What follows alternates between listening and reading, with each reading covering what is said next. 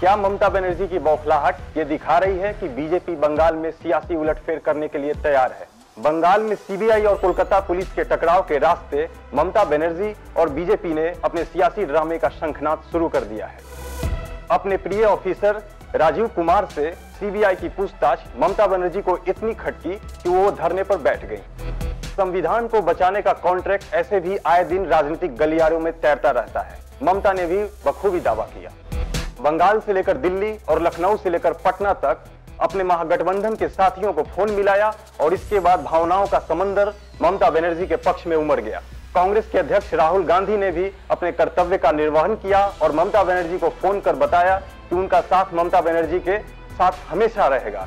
भले ही ममता बनर्जी अभी तक राहुल गांधी के प्रधानमंत्री पद की उम्मीदवारी को लेकर चुप है। आखिर ममता इतनी बौखलाई हुई क्यों है? साल 2011 में 34 साल से चले आ रहे वामपंथियों की सरकार को हटाने के बाद अब नरेंद्र मोदी और बीजेपी ने उनके खिलाफ राज्य में माहौल तैयार करना शुरू कर दिया है। ममता बनर्जी ने पहले तो कोशिश की कि बीजेपी के धुरंधर हिंदूवादी नेताओं के रैलियों को बंगाल में होने ही न दिया जाए और इसी प्रयास में बीते दिन योगी आदित्यनाथ के हेलीकॉप्टर को बंगाल में उतरने की इजाजत नहीं मिली।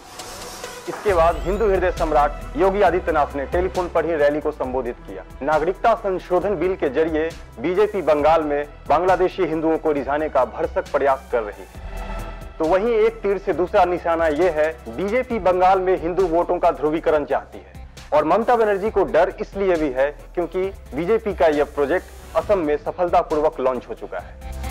दरअसल पुलिस बनाम सीबीआई की आड़ में सारा खेल अपने राजनीतिक किले को बचाने का है। देश में 100 दिनों के बाद राजनीतिक प्रसाद की अमृत वर्षा होने वाली है। ऐसे में सभी सियासी पार्टियां अपने हिस्से को दुरुस्त कर लेना चाहती हैं। नरेंद्र मोदी हाल ही में हुई अपनी रैली के दौरान बंगाल की जनता से एक भावुक अपील करते हुए दिखे थे। उन्होंने कहा था कि जो लोग कल तक एक दूसरे से आंख नहीं मिलाते थे वो आज गले मिलने को तैयार है।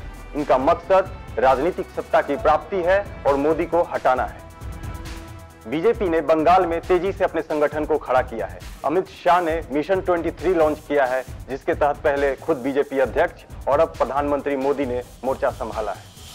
हाल ही में भारत रत्न की जारी हुई लिस्ट में एक नाम सबको चौंकाया, प्रणब मुखर्जी। नरेंद्र मोदी ने कई बार प्रणब दा के राजनीतिक व्यक्तित्व को बंगाल की राष्ट्रीय अस्मिता से जोड़ा है।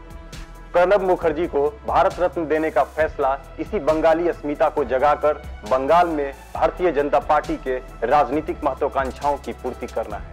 अमित शाह अपनी रैलियों में मूर्ति विसर्जन का मुद्दा उठा रहे हैं। मकसद साफ है, नरेंद्र मोदी बंगाली अस्मिता को उठाएंगे और अमित शाह हिंदू राष्ट्रवाद का पाठ करेंगे। हिंदी हार्टलैंड के 3 राज्यों में भारतीय जनता पार्टी की चुनावी हार के बाद अमित शाह की नजर उन प्रदेशों में है जहां भारतीय जनता पार्टी अभी राजनीतिक रूप से ज्यादा सफल नहीं है। आखिर बंगाल की राजनीति में ममता बनर्जी बनाम नरेंद्र मोदी के बीच इस लड़ाई का असली कारण क्या है? शारदा घोटाले का जिक्र आते ही ममता बनर्जी के कैबिनेट के कुछ मंत्रियों का नाम अनायास ही सामने आने लगता है और बताया जा रहा है कि इस सियासी ड्रामे के पीछे भी शारदा घोटाले में बीजेपी और ममता बनर्जी के बीच राजनीतिक उठापटक का एक दौर लगातार चलता रहेगा। मौजूदा वक्त की राजनीति में जब सारा खेल परसेप्शन का है तो फिर सियासी घमासान मचाने में देर क्यों की जाए।